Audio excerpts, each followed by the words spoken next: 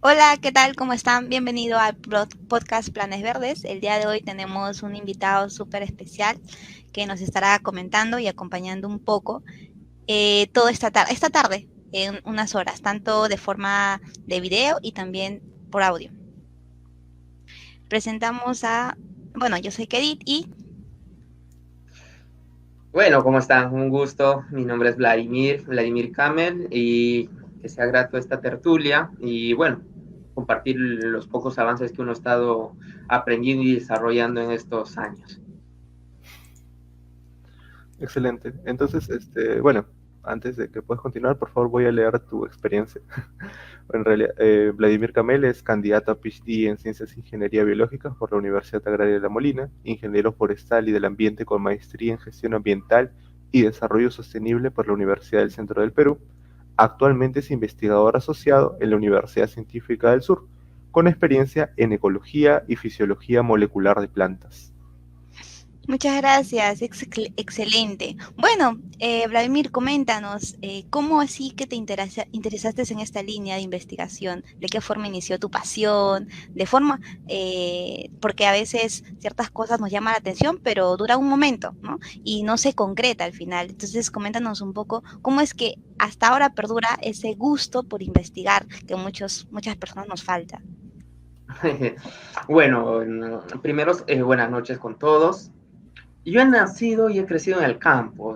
Mis padres, mis abuelos han sido campesinos. Yo soy de la provincia de Huancayo, así que he crecido junto a las plantas, a la diversidad, a los animales, viendo e incrementando ese sentimiento por la naturaleza.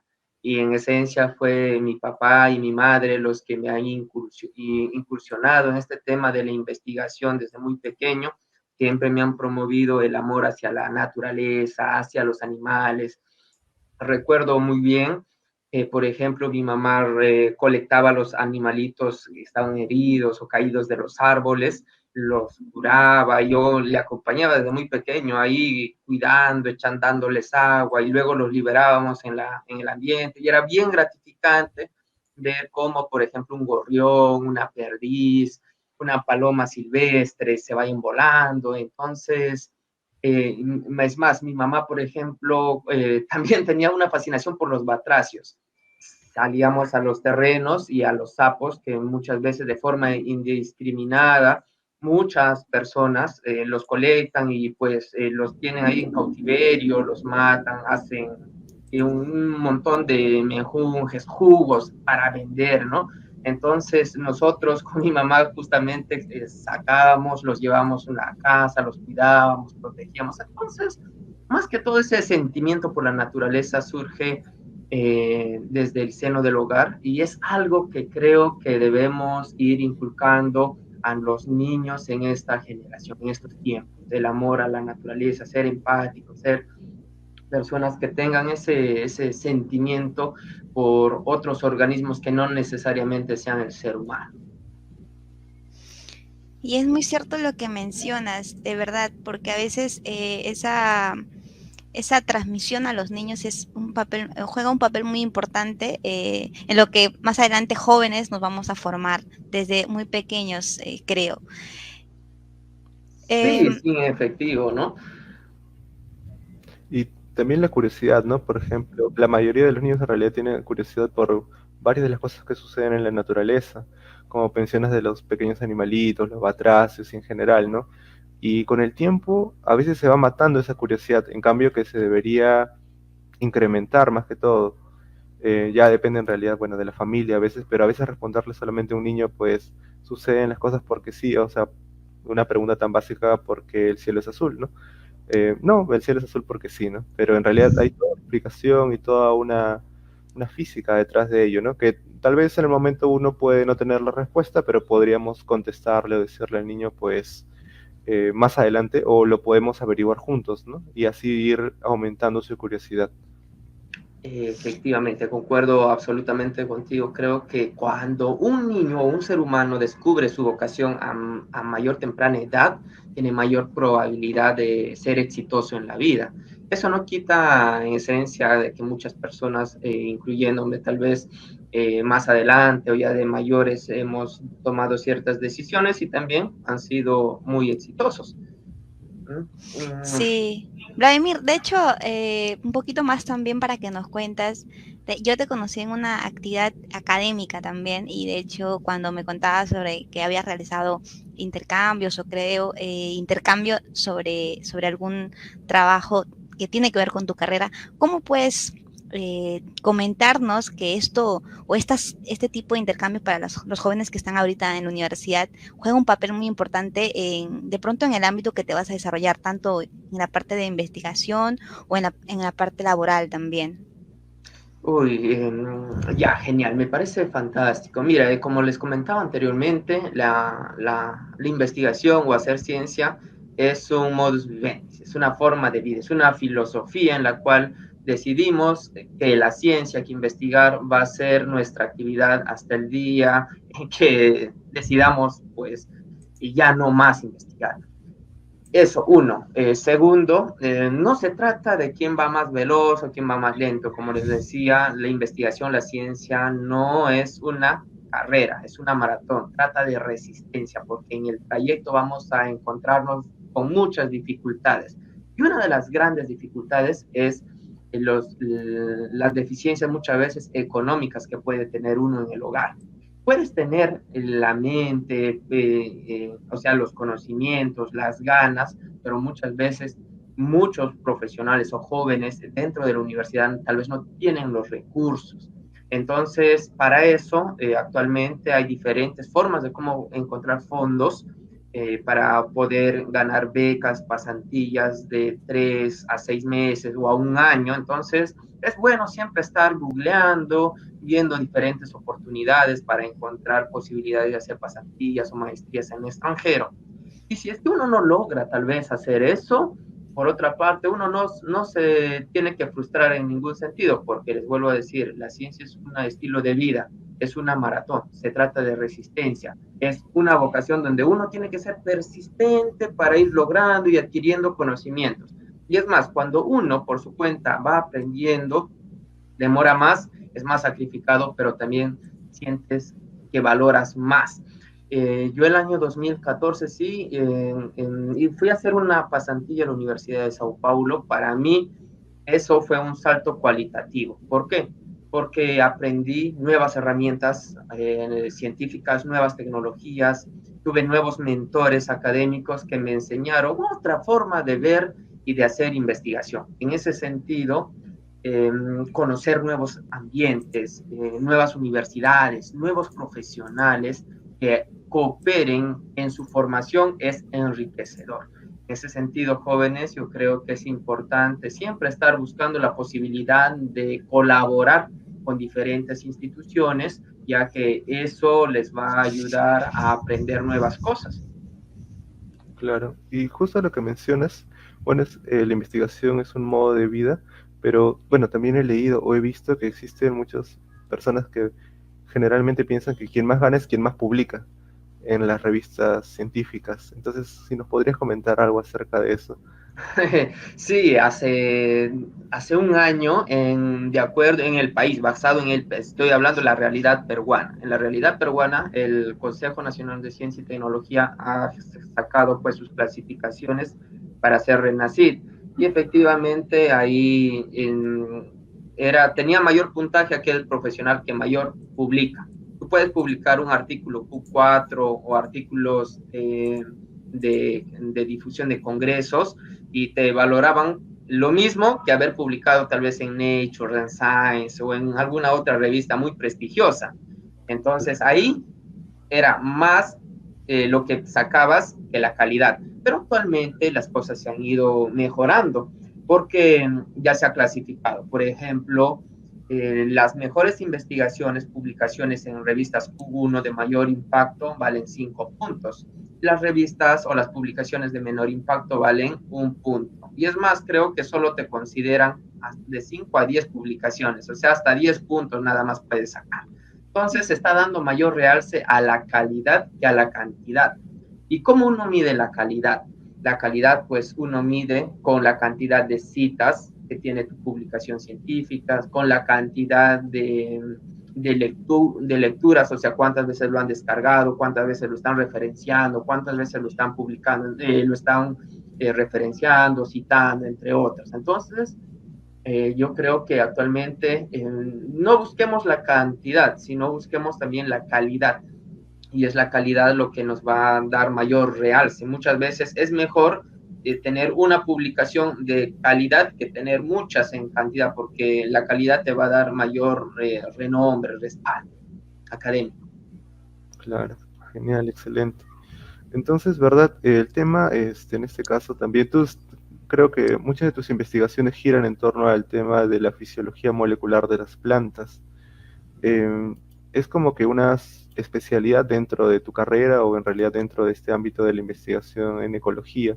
¿Nos podrías comentar un poco más de esto? Sí, como les comentaba, miren, actualmente, hasta la actualidad, se han perdido 420 millones de hectáreas de bosque en el mundo, 420 millones de hectáreas de bosque. Y actualmente se siguen perdiendo 20, 40 mil hectáreas de bosques en las regiones tropicales. ¿Y por qué es importante? Primero comentarles algo respecto a lo que en mi carrera, los bosques son hábitats, o sea, son la casa de muchas plantas y animales endémicos, o sea, son especies que solo se restringen a vivir en un área determinada. Sin embargo, el hombre ingresa a estos ecosistemas, comienza a talar para aprovechar estos recursos maderables y venderlo de manera ilegal. También la minería informal, la minería ilegal va destruyendo muchos de estos ecosistemas y se va generando todo un ecosistema ilegal donde prima la trata de personas, la trata de blancas, el tema del tráfico ilegal, la droga, etcétera, etcétera, etcétera. Entonces, constantemente se van perdiendo estos ecosistemas. Y estos ecosistemas son muy importantes. ¿Por qué? Porque regulan el ciclo del agua. Los bosques también transpiran y esa transpiración obviamente fluye a través de la atmósfera y se genera todo el ciclo hídrico para que pueda haber momentos de lluvia, etcétera. Mitigan emisiones de CO2. Todo el CO2 que nosotros generamos a través de la combustión de combustibles fósiles, las plantas los almacenan en forma de madera. ¿Qué más? Conservan los suelos. Los suelos son muy importantes porque en los suelos son donde nosotros producimos nuestros alimentos. Entonces, todos estos ecosistemas constantemente se van perdiendo, perdiendo, perdiendo. A la actualidad, 420 millones de hectáreas de bosque se han perdido. Solo en los Andes, en la región andina, el 98% de bosques aproximadamente, desde la llegada de la invasión de los españoles a América, se han perdido. El 98% de estos ecosistemas.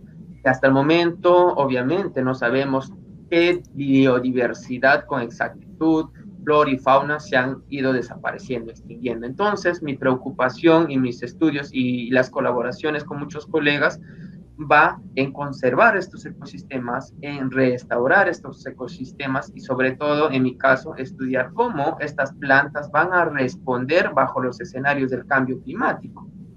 Es bien sabido que en este siglo ya los reportes de publicaciones en artículos en revistas muy prestigiosas han determinado que el año 2040 es el punto de inflexión para la sociedad humana. A este nivel de tasa de destrucción de los ecosistemas, solo forestal, hablando de bosque, el 2040 posiblemente se dé a un gran cataclismo social a nivel de las poblaciones del mundo. Es bien trágico. Entonces, ¿qué toca hacer uno? Comenzar a restaurar, a contribuir para poder evitar esta catástrofe mundial que ya estamos viendo en muchas regiones del mundo, lo están sufriendo. Claro. El tema de la investigación, pues generalmente cae sobre los científicos, pero el tema y lo cual es fundamental, porque si no sabemos cómo está impactando dentro de la vegetación y cómo mencionas va a impactar en las especies vegetales, por ejemplo, el cambio climático, pues sería fatal. Pero ahora que ya conocemos y que en cierta forma sabemos cómo va a impactar, ¿quiénes deberían ser los actores que puedan ejecutar algún plan para que esto no suceda? Mira, tenemos que trabajar todos. Acá estamos pendiendo de un hilo la existencia de nuestra misma especie. O sea, tenemos que trabajar todos. Acá los que queremos hacer los cambios, o sea, muchos investigadores no podemos porque no tenemos poder político. Tampoco nosotros no tenemos millones de fondos para poder ir promoviendo. Y los que deberían tomar las decisiones, que serían los políticos, no lo hacen. Es más, nuestro modo económico con el cual vamos creciendo, el modelo consumista de nuestro modelo económico no prima o no está ayudando a mitigar este efecto no ayuda a mitigar este avance de la destrucción de los ecosistemas y el tema de la transformación de todo nuestro planeta Tierra. Para nada.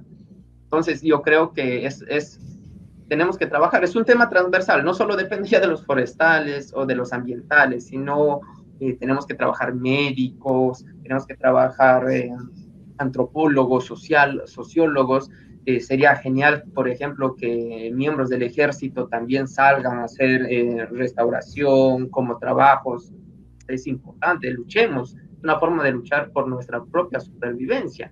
Los niños, las escuelas, los colegios, los institutos, los que están en la cárcel, en vez de estar pagando manutención, en vez de estar pagando muchas gollerías a los reos en las cárceles, sería una gran ayuda, no solo para nuestro país, sino para el mundo, que estén colaborando, por ejemplo. Entonces, es un trabajo mancomunado de todos y obviamente tendría que ir a la cabeza nuestros líderes. Siempre. Sí, claro, de hecho es un hecho que ya se ve, se está notando en algunas partes del mundo, de hecho, y ahorita, a pesar de que pueda haber las reuniones climáticas, reuniones de jóvenes sobre temas climáticos, no se está llegando en acuerdo. Yo pienso que también, aparte de trabajar las organizaciones no gubernamentales que generalmente, como las COPs, las LECOIS, que van reuniéndose justamente para que estas decisiones nacionales puedan ser parte de la toma de decisiones a nivel mundial, a veces no basta, ¿no? Entonces, quería también un poquito preguntarte sobre cómo opinas que podría unirse tal vez la parte académica, que es muy importante, juega un papel muy importante, y creo que sobre ellos gran peso de esta problemática se carga. Cómo esta parte académica, que son las universidades, se podría decir, podrían juntarse a la par, porque a veces los jóvenes actualmente dicen, no, yo no puedo. Bueno, para mí el gobierno, la parte de los, no sé, la parte de los gobernantes son corruptos, por lo tanto yo no me quiero involucrar, ¿no? Entonces, de qué forma podemos hacer de que esta parte académica se junte o vaya en estos sectores también a trabajar para que esto se pueda mitigar en cierta forma, ¿no? Ya, en esencia debe haber una unión de un tridente fundamental: el tema de las empresas, el tema del Estado, el tema también del nivel académico universitario. Entonces, ¿por qué? Necesitamos dinero, necesitamos viabilizar políticas de desarrollo, y también necesitamos conocimiento para poder efectivizar proyectos en marcha. Entonces, las universidades tienen que trabajar con las empresas y también con el Estado. Entonces, sería muy interesante, por ejemplo, que se desarrollen startups o emprendimientos, por ejemplo, de producción de especies nativas, en el caso para recuperar ecosistemas degradados. Desarrollar empresas dentro de la misma universidad, donde se aprenda o se promueva la propagación de diferentes plantas, desarrollar tecnología para maximizar su producción, ya desarrollar tecnología, y obviamente desde el ángulo político ver algún mecanismo que facilite establecer estas plantas en el espacio, en la tierra, y obviamente para que se puedan establecer. En ese sentido, creo que el tema de la empresa, el conocimiento y el Estado pueden estar colaborando, trabajando. El Estado tiene diferentes instituciones como el CERFOR, el mismo Ministerio del Ambiente.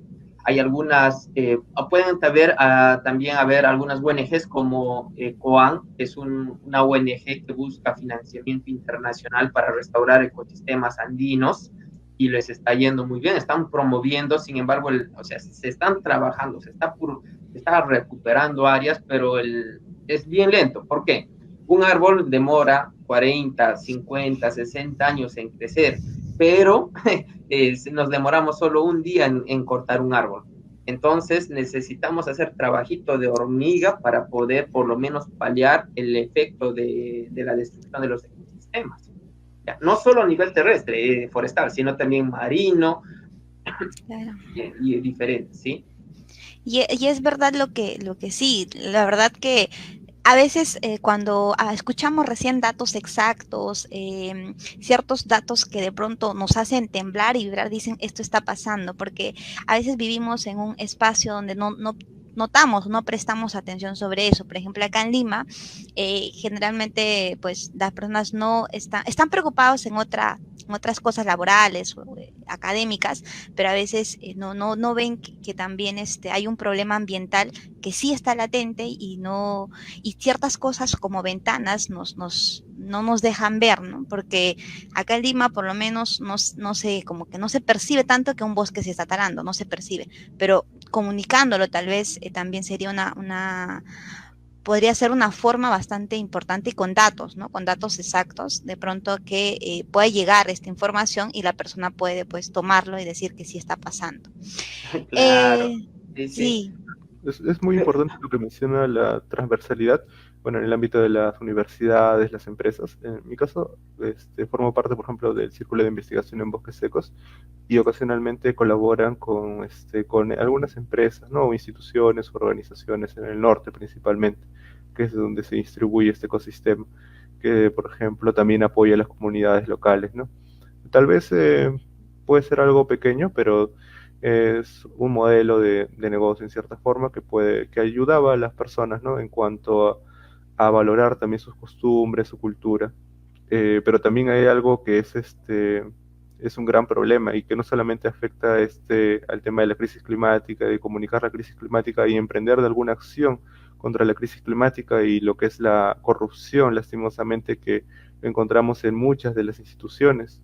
Si de por sí en el Estado, en las municipalidades, y pues creo que también muchas, y lastimosamente muchas de estas personas han estado en una universidad, lo cual es curioso, ¿no? Porque se suele pensar que en una universidad, pues, aparte de formarte académicamente, pues te formas también éticamente, pero lastimosamente no siempre es así.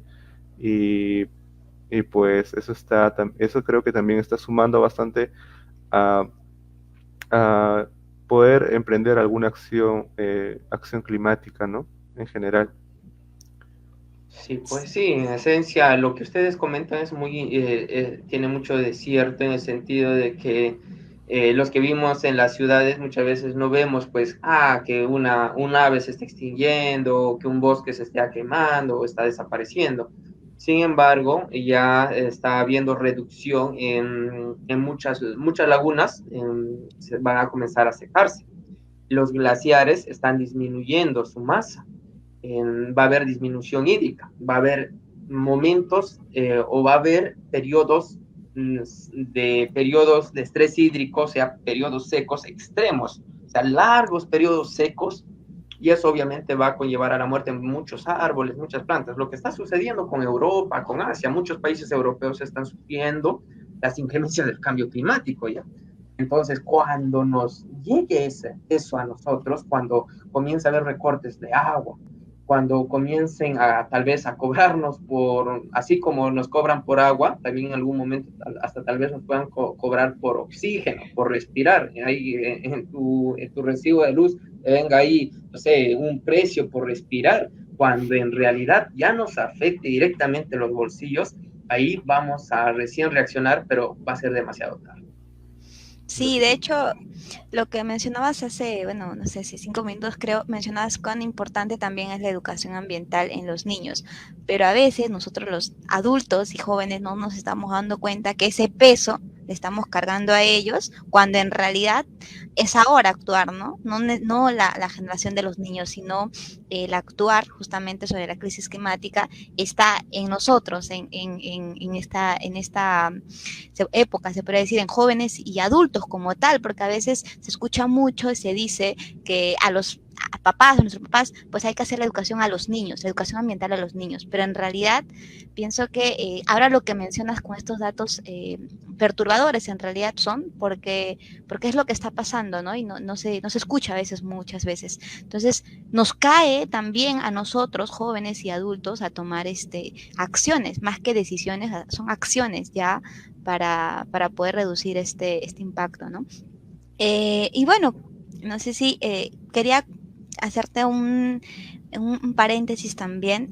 Bueno, ahorita yo formo parte de un equipo del ECOI que básicamente reunimos todas las, se podría decir, inquietudes de cada región con cada problemática a nivel nacional del Perú para que junto con este equipo se pueda llevar hacia las negociaciones climáticas y puedan también comentar qué está pasando en nuestro país, ¿no?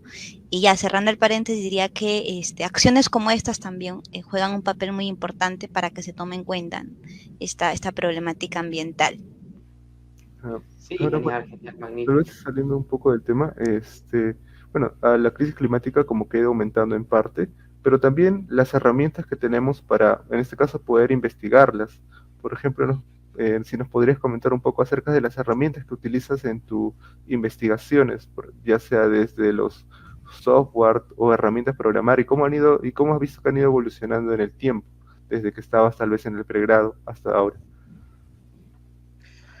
Ya, me parece fantástico. Bueno, tal vez es un poco más técnico, pero bueno, yo estoy más familiarizado también con el tema molecular, con fisiología molecular de las plantas. Entonces, el avance es muy significativo. En menos de 10 años, por ejemplo, el tema del secuenciamiento del genoma, que antes se secuenciaba con Illumina, pequeños fragmentos de ADN, podríamos decir 50, 150, 200 nucleótidos.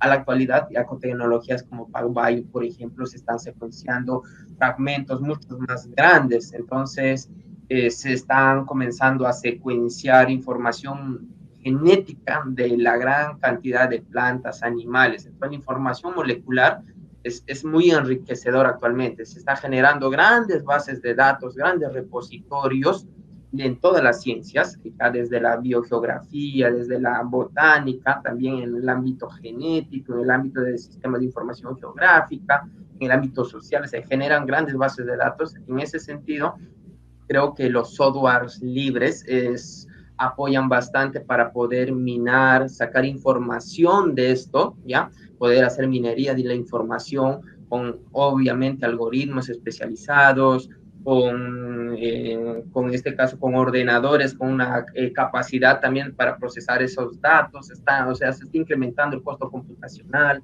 están abaratándose los costos, se están abriendo muchos softwares usando código libre, código abierto, entonces yo creo que los avances en ciencia y en tecnología están dando saltos cualitativos y bueno, en mi área el avance en la biología es constante, en cada momento van sacando nuevos softwares, nuevas herramientas y a uno le toca ir pues familiarizándose, aprendiendo para poder desarrollar sus investigaciones. Sí, sí, sí, es abrupto el avance tecnológico actualmente. Y Claro. teniendo esta experiencia, ¿cómo podrías o qué podrías decir a los jóvenes que tal vez nos escuchan, para que puedan involucrarse en este espacio, ya que a veces, bueno, se ve limitado por muchas cosas, o incluso dicen, bueno, yo no conozco, nunca usé este software, este sistema de programación, y no puedo hacerlo, ¿no? Entonces, ¿qué consejo podrías dar de pronto para que se puedan animar y de pronto puedan decir, sí, yo lo hago, me junto, o qué otra estrategia podrían tomar para que se haga esta investigación, ya que ahora, como mencionas, es un poco más accesible, ¿no? Tal vez que hace 10 o 15 o 20 años atrás.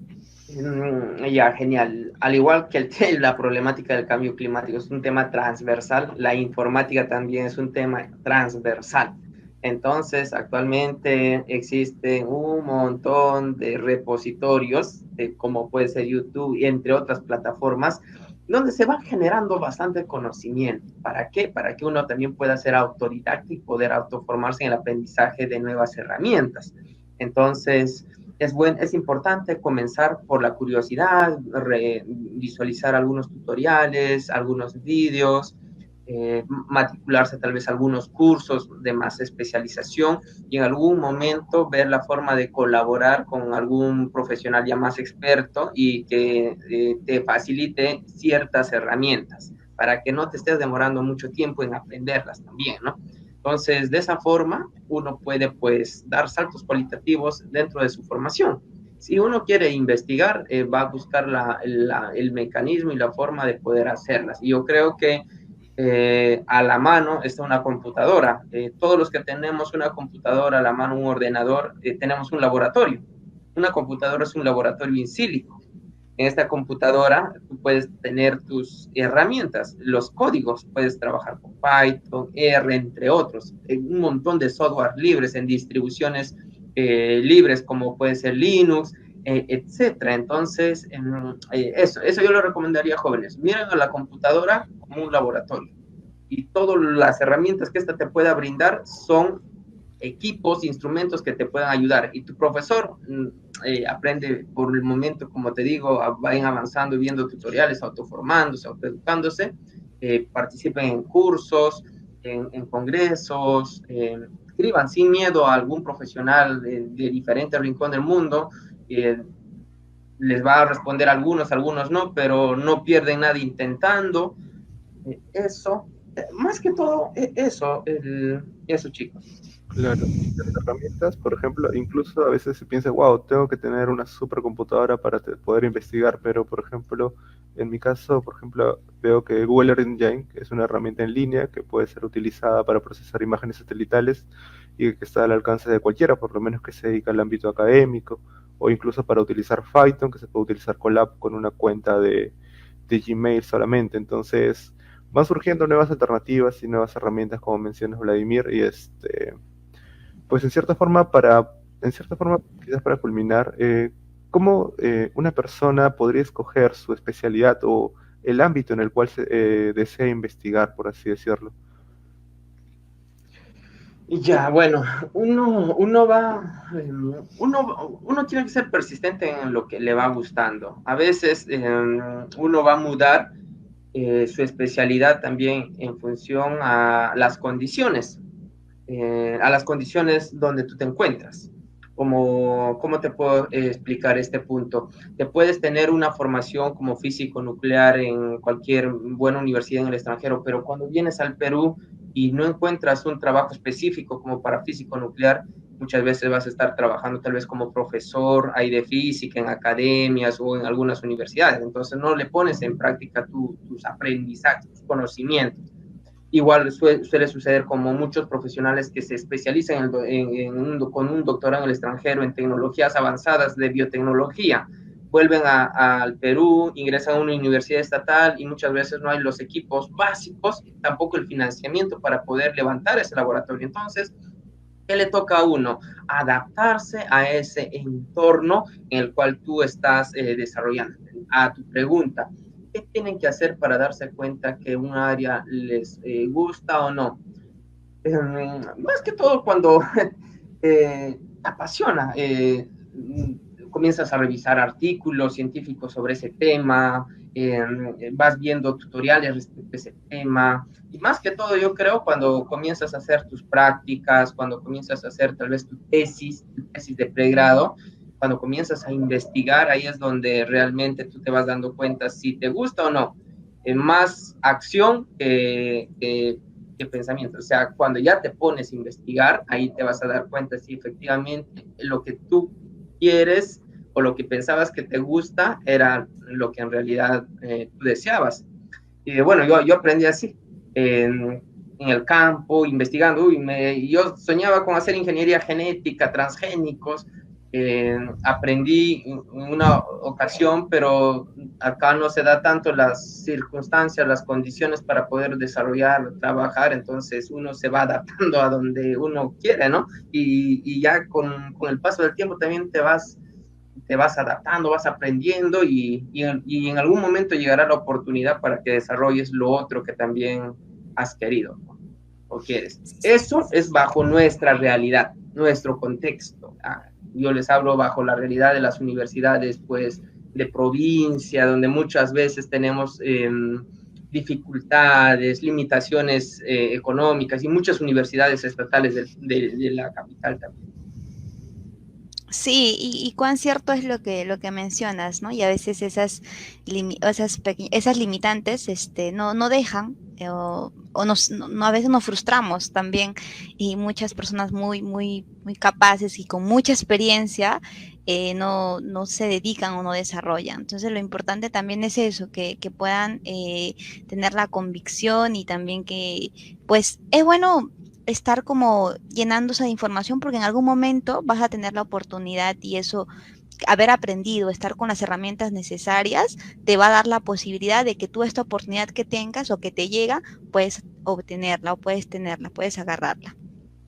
Exacto, Eh, sí, sí, sí, sí. Arranquen desde su pregrado, a los muchachitos, a los jóvenes que están en primero, segundo semestre, júntense con los profesores que están desarrollando proyectos, aprendan, hagan prácticas desde segundo y tercer semestre, eh, acérquense al laboratorio o algún otro centro a aprender, que van a darse cuenta tal vez que no les gusta o no, van a otro laboratorio, tal vez a esa rama les gusta, comiencen a hacer sus prácticas ahí, y luego más adelante van a hacer ya la tesis y ahí van a ir ustedes forjando lo que en realidad les gusta. Posteriormente verán la posibilidad de hacer una maestría en algo mucho más profundo o tal vez en otro tema y ya cuando realicen el doctorado o otra especialización ya van a ir a aprender las herramientas necesarias para que comiencen a hacer investigaciones por su cuenta. qué bueno, gracias por compartirnos toda esa experiencia que tienes, Vladimir. La verdad que ha sido bastante bueno para mí y de seguro para Mario también y para muchas personas que nos han escuchado. Ha sido bastante bueno escuchar y aparte que también nos das esta alternativa o esa propuestas de seguir investigando. Eso anima bastante, yo creo, a muchas personas y personalmente también haberte escuchado ha sido bastante bueno. Y bueno, la verdad que ha sido bastante productiva este tiempo que hemos estado, hemos aprendido un montón de tu experiencia, te agradezco por eso y tal vez quieras comentarnos algo más para finalizar esta transmisión. No, agradecerles principalmente a los dos por invitarme. Y lo otro es, pues, decir que este siglo tenemos muchos retos. En la humanidad actualmente se han generado muchos problemas de índole económico, social, cultural, ambiental. Entonces este siglo demanda urgentemente de jóvenes que sumen, no que resten. Y en ese sentido, a los que puedan escuchar estos mensajes, pues formemos parte ya de la solución desde el espacio o el rincón donde nos encontremos, promovamos esto y es más que todo un mensaje de reflexión y de acción que yo podría dar. Necesitamos jóvenes valientes, soñadores, que al margen de todos los problemas que uno pueda tener en el hogar, vean siempre una esperanza y una posibilidad de que un mundo mejor puede ser construido a base de esfuerzo, de sacrificio y sobre todo de un compromiso. Eso que yo creo que es importante. Genial, muchas gracias, gracias. Mario, ¿querés? Excelente. Bueno, solamente agradecer a Vladimir por acompañarnos el día de hoy y bueno, básicamente eso. Gracias, nos despedimos hasta la próxima transmisión. Hasta luego. Hasta luego, muchas gracias.